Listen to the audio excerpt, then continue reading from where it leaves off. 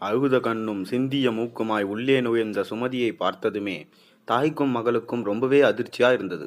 என்னம்மா, என்னக்கா, பதறி போய் வரீங்களே? ஓ, ஒண்ணுமில்ல சொல்லி வந்து தூணில் சாய்ந்து சுமதிக்கு அழுகை முட்டி கொண்டு வந்துட்டு கோ வென்று அழுதாள். ஏன்டி, சொல்லிட்டு தான் ஏன்? தாய் துடித்து அதட்டினாள். வித்யா தன் பங்கிற்கு அக்காவின் அருகில் வந்து வாஞ்சையாய் அமர்ந்தாள். என்னக்கா? சுமதி தலையை வருடினாள். அவர் கேவினாள். என்ன சொல்லு? அவர் 2ஆம் கல்யாணம் பண்ணிக்க போறாராம். சொல்லும்போதே துக்கம் தொண்டையை அடைத்தது. ஏன்? இருவரும் ஒரே கேள்வி கேட்டு அவளை அதிர்ச்சியாய் பார்த்தார்கள். திருமணம் முடிஞ்சு 5 வருஷம் ஆச்சு, புள்ளே இல்லை. இனியும் உனக்கு பொறக்காது, இன்னொருத்தியை தேடி பெத்துக்கிறேன் என்றார். அழுதாள். தாய் சிலையானாள். அதிர்ந்த வித்யாவும் கொஞ்சம் சுதாரித்து, நீ என்ன சொன்னே கேட்டாள். யார் ஒத்துப்பா? அதெல்லாம் முடியாது, புள்ளை வேணும்னா தத்தெடுத்துக்கலாம்னு சொன்னேன். அதுக்கு அவர் என்ன சொன்னார்? அதெல்லாம் முடியாது, அது என் வாரிசாகாது, எனக்கு பொறக்கணும் என்கிறார். அப்புறம் வரவள் எப்படி இருப்பாளோ? அவ என்னை வேலைக்காரியாக்கி ஸ்ரீராமரை அடிச்சா என்னால் தாங்கிக்க முடியாதுன்னு அழுதேன். தாய். அதுக்கு அவர் ஒத்துக்கிட்டாரா? வித்யா. இல்லை. அந்த பயம் உனக்கு இருந்தா உன் தங்கச்சியை எனக்கு கட்டி வை, உன்னை கண்கலாங்காம பார்த்துப்பா அப்படின்னு அவர் சொன்னார். ஓஹோ. வித்யாவிற்குள் ஏதோ ஒன்று உரைத்தது. நான் ஒத்துக்கல. 2ஆம் தாரமாய் வாழ்க்கைப்பட அவளுக்கு எதுவும் தலையில் எழுத்தில்லை சொன்னான். சரியாய் சொல்லியிருக்க. அதுக்கு தான் எனக்கு அடி உதை அழுதாள். தாய்க்கு திக்கென்றது. வித்யாவிற்கும் அப்படிதான். அதே சமயம் விஷயம் வேறொன்றாகவும் புரிந்தது. எல்லா அக்கா கணவன்களும் போல வெங்கடேசுக்கும் வித்யா மேலே ஒரு கண். ஆள் மாமியார் வீட்டுக்கு வரும்போதெல்லாம் இவளை வம்பு இழுப்பது மாதிரி தட்டுவதும் கொஞ்சுவதும் போல தொடுவதும் கிள்ளுவதும் வேண்டுமென்றே பல்லிழிப்பதும் பேசுவதும் வாடிக்கை. இவளுக்கு இது கட்டோடு பிடிக்கவில்லை. அக்கால் கணவன் என்று பல்லை கடித்து கொண்டு பொறுத்து கொண்டாள். அதோடு மட்டுமில்லாமல் உன்னை கட்டிக்க போறேண்டி என்று வேறு சீண்டல். அதையும் இவள் அக்காவிற்காக பொறுத்து கொண்டாள். இப்போது தனக்கு வேறு இடத்தில் மாப்பிள்ளை பார்க்கிறார்கள் என்று தெரிந்ததும் ஆள் கை நழுவு போய்விடுவாள் என்கின்ற பதைப்பில் பிள்ளை சாக்கு வைத்து அக்காலை அடித்து துவைத்து அனுப்பியிருக்கிறாள். புரிந்தது.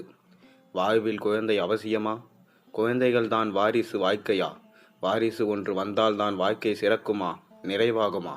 மக்கள் பெருக்கம் அதிகம் உள்ள இந்த காலகட்டத்தில் வாரிசு ஒன்று வரத்தான் வேண்டுமா? அது என்ன, எல்லா அக்கால் கணவன்களும் மச்சினிச்சி மேல் கண்ணாய் இருக்கிறார்கள். ஒன்று எடுத்தால் ஒன்று இலவசம் போல் அக்காவை கட்டினால் தங்கையும் தன் வசம் என்று எதிர்பார்க்கிறார்கள் என்று நினைக்கும் போதுதான் சுமதி இவள் கையை பிடித்தாள். எனக்காக நீதான் உதவி செய்யணும், பரிவுடன் சொல்லி தங்கையை பாவமாக பார்த்தாள். என்ன உதவி? அவரை கட்டிக்கிட்டு என்னை மட்டும் இல்லை, என் வாழ்க்கையையும் காப்பாற்றணும் என்றாள். அக்கா. வித்யா அலறினாள். என்ன? உன் வாழ்க்கையை காப்பாற்ற நான் 2ஆம் தாரமாய் வாழ்க்கைப்பட்டு என்னை பாய் பண்ணணுமா? எனக்கும் பிள்ளை இல்லாமல் போனால் வாழ்க்கைப்பட இங்கே இன்னொரு தங்கச்சி இல்லை. இன்னொருத்தியை தேடுவியா? அப்படி 3ஆம் மனுஷி வந்தால் நீயும் நானும் மூளையில் முடங்கி செல்லா காசு தெரியுமா? படபடத்தாள். சுமதிக்கு வாய்ப்பேச்சு வரவில்லை. உறைந்தாள். விட்டத்தை பார்த்தாள். வித்யாவிற்கு இது சரிபடாது. புரிந்தது. சரி, நான் உன் புருஷனுக்கு வாழ்க்கைப்படணும், அவ்வளவுதானே. நாளைக்கே அத்தானை இங்கே அழைச்சிட்டு வா, நான் பேசுகிறேன் என்றாள். சரி, அகன்றாள். அடுத்த நாளே அவள் கணவனுடன் வந்து நின்றாள். மச்சினிச்சி தன் வழிக்கு வந்து விட்டாளா என்கின்ற நினைப்பு. வெங்கடேசுக்கு முகமெல்லாம் பூரிப்பு, வாயெல்லாம் புன்னகை. நாற்காலியில் அமர்ந்தான். அம்மாவும் அக்காவும் அருகில் இருக்க, அத்தான், நான் உங்க கூட கொஞ்சம் பேசணும் என்றாள் வித்யா. உன் மனசுல உள்ளதை சொல்லு வித்யா, நான் அப்படியே நடக்கிறேன். இவனும் ஆள் பவ்யமாக நிமிர்ந்து அமர்ந்தான். அத்தான், உங்க 5 வருட தாம்பத்திய வாழ்க்கையில் அக்காவை பிடிக்கவில்லையா? இல்லை, அவள் எதுக்கும் ஒத்து வரவில்லையா? கேட்டு தீர்க்கமாக பார்த்தாள். இந்த திடீர் கேள்வி பார்வையை எதிர்பார்க்காத வெங்கடேஷுக்கு துணுக்குற்று நெளிந்தாது. அப்படியெல்லாம் ஒண்ணுமில்லே, ஏன் கேட்கிற? பார்த்தான். பின்னே நீங்க 2 கல்யாணம் முடிவெடுக்க காரணம்? அக்கா சொல்லலையா? சுமதியை பார்த்தான். சொன்னால். நீங்க சொல்லுங்க. எனக்கு ஒரு வாரிசு வேணும். ஆக ஒரு குழந்தைக்காக என்னை திருமணம் செய்கிறீங்க? ஆமா. உங்க 2 பேருக்கும் ஏன் குழந்தை இல்லை? உங்க 2 பேர்கிட்ட யாருக்கு குறைன்னு மருத்துவ பரிசோதனை செய்து பார்த்தீங்களா? இல்லை. சுமதிக்கு தான் குறை இருக்கும். அப்போ நீங்க கல்யாணத்துக்கு முன்னாடியே குழந்தை பெற்றிருக்கிறீங்களா? பதில் சொல்ல முடியாத முரட்டு கேள்வி. வெங்கடேஷ் ஆடி போனான். சுமதி தாய் அதட்டினாள். நீங்க சும்மா இருங்கம்மா, இது எங்க 2 பேருக்குள்ள உள்ள பிரச்சனை. மருத்துவ பரிசோதனை செய்யலை, அக்கா மேலே தான் குறைன்னு அதான் அடித்து சொல்கிறானுங்க. அவர் ஏற்கனவே குழந்தை பெற்றிருக்காருன்னு தானே அர்த்தம்? ஆமாம் என்று சொல்ல யாருக்கும் வாய் வரவில்லை. தாயும் மகளும் கம் என்றிருந்தார்கள். சரி, நீங்க யோக்கியன், அந்த விஷயத்தை விடுங்க. இப்போ உங்க 2 பேரில் யாருக்கு குறைன்னு மருத்துவ பரிசோதனை செய்யலாமா? மருத்துவ பரிசோதனையில் யாருக்கு குறை இருந்தாலும் சிகிச்சை எடுத்து அதை குணப்படுத்திடலாமா? கம்மென்றிருந்தான். சரி, அதுக்கு சம்மதிக்கலை. அக்காவுக்கு குறைனா நான் உங்களை கட்டிக்க சம்மதம்.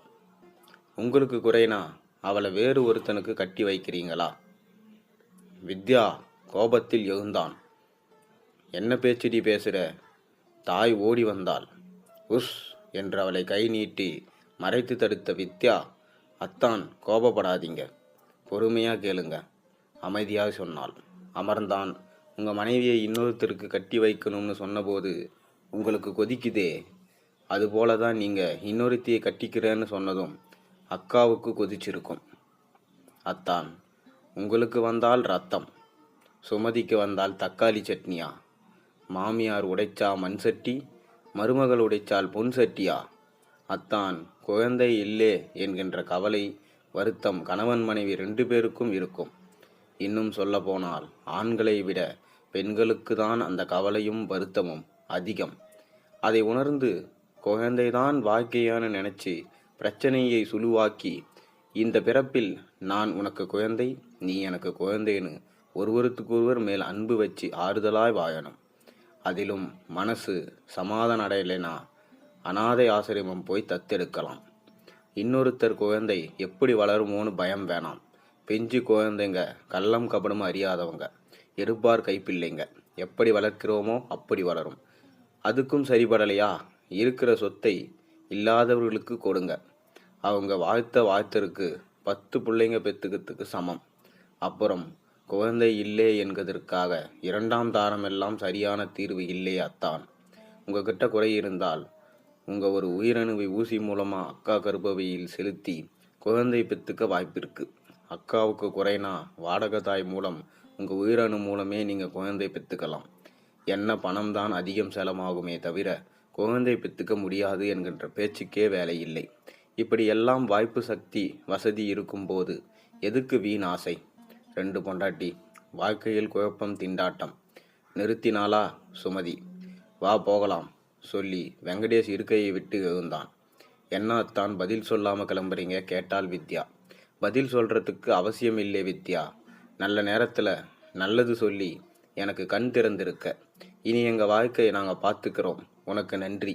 உன் நல்ல மனசுக்கு நானே உனக்கு நல்ல மாப்பிள்ளை தேடுறேன் சொல்லி அருகில் வந்த மனைவி சுமதி கையை இறுக பற்றி கொண்டு வரேன் அத்தை சொல்லி தெளிவாக நடந்தான்.